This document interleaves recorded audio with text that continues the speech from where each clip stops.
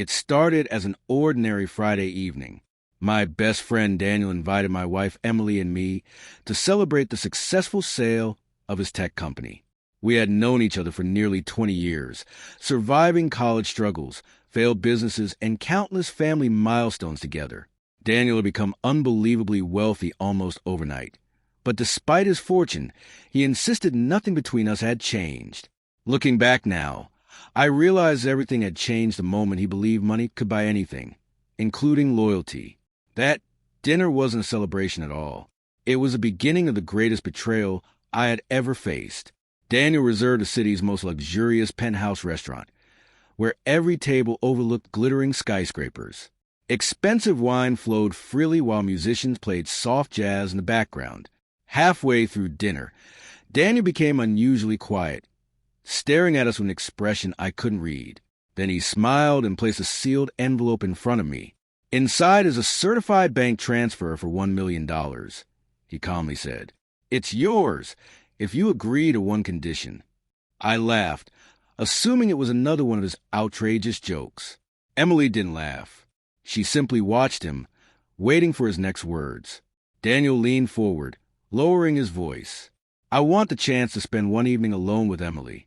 No questions, no interference. Just one night." The restaurant suddenly felt silent despite hundreds of conversations around us. My heart pounded as I searched his face for signs he was joking. There were none. Anger rushed through me before I could speak. I slammed my hand on the table, ready to throw the envelope back at him. But before I said a single word, Emily gently touched my arm and whispered, "Wait, let him finish."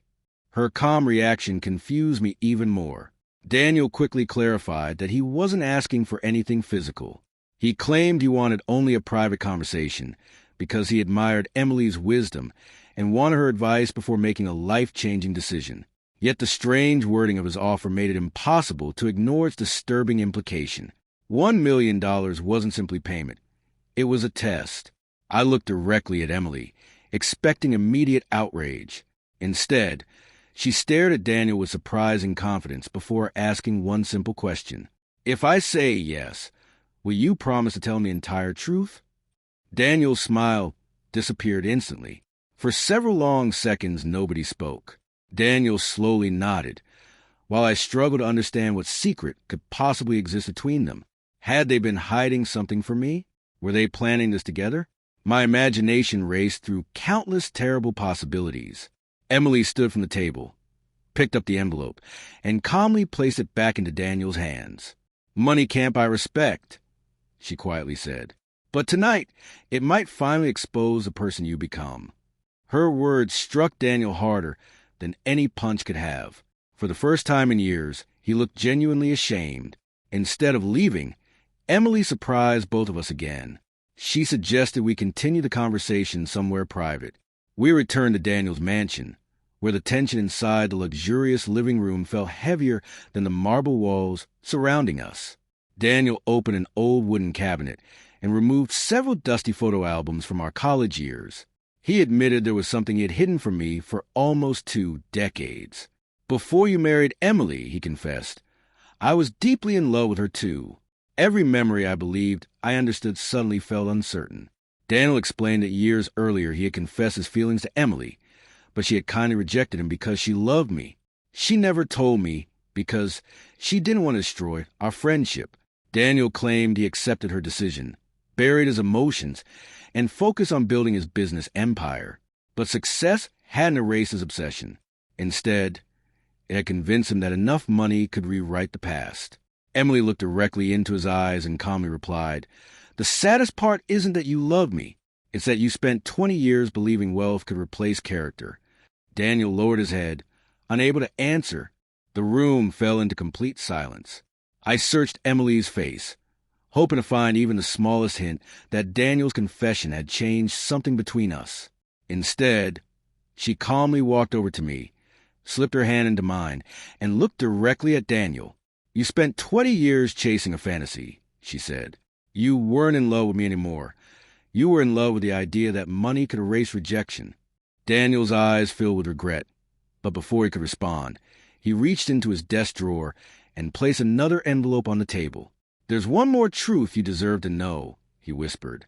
Inside the envelope were copies of old emails, handwritten letters, and photographs from nearly 15 years earlier. My hands trembled as I flipped through them. They revealed that Daniel had repeatedly tried to contact Emily after our wedding, asking her to leave me and promising her a life of unimaginable luxury.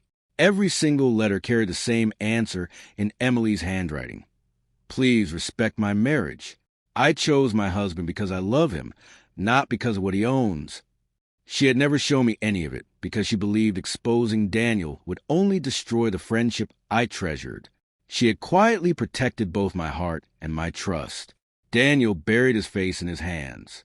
"I convinced myself that if I became successful enough, she'd eventually regret choosing you," he admitted. "Every promotion, every sports car, every mansion I bought, I secretly hoped she'd see what she had missed." His voice cracked for the first time. "But tonight proved something I refused to accept. She never wanted my money. She wanted the man who stood beside her before either of us had anything."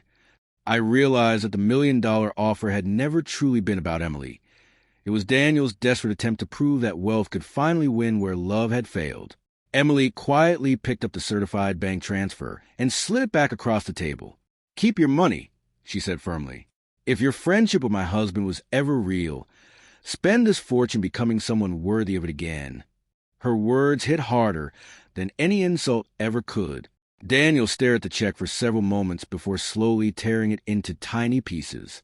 The shredded paper drifted onto the polished floor like falling snow, symbolizing the end of an obsession that had consumed him for decades. For the first time that evening, nobody spoke. There was simply nothing left to say. As Emily and I prepared to leave, Daniel stopped us at the front door. His confident smile had disappeared, replaced by genuine humility. "I'm sorry," he said, looking directly at me. "Not just for tonight. For every year I secretly competed with you instead of appreciating your friendship." I wanted to be furious, but I also saw a broken man who had allowed success to poison everything that truly mattered. Without another word, I shook his hand one final time. Some friendships survive hardship. Others collapse under the weight of pride. Ours ended quietly on that doorstep. Driving home beneath the city lights, Emily reached across the center console and squeezed my hand. "You never asked why I wanted him to finish speaking," she said softly. I glanced at her with a tired smile. "Because I already know," I replied. "You wanted the truth to reveal itself." She nodded. "People eventually expose who they really are when they believe nothing can stop them." That night I understood something priceless. Trust isn't built by grand gestures or expensive gifts. It's built through thousands of ordinary choices made when no one is watching. Months later, I heard that Daniel had sold his mansion, stepped away from several businesses, and started funding scholarships for students who couldn't afford college. Whether it was guilt or genuine transformation, I couldn't say. We never became friends again, but I no longer carried hatred toward him. As for Emily and me, we celebrated our anniversary with a simple picnic in the same park where I had proposed years earlier, long before money, success, or temptation had entered our lives. Looking back, I realized Daniel's $1 million offer had tested far more than our marriage. It revealed a truth no amount of wealth could ever change. Real love isn't something that can be bought. It is something earned, protected, and chosen every single day.